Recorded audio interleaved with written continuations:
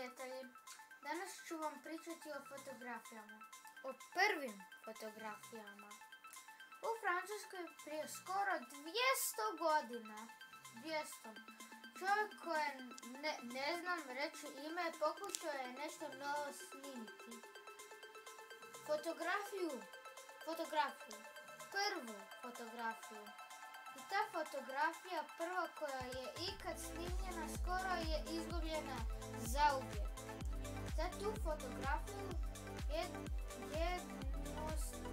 jednostavno nazvanu pogled s prozora na Le Gras, francusko R, Le Gras. Kaže da je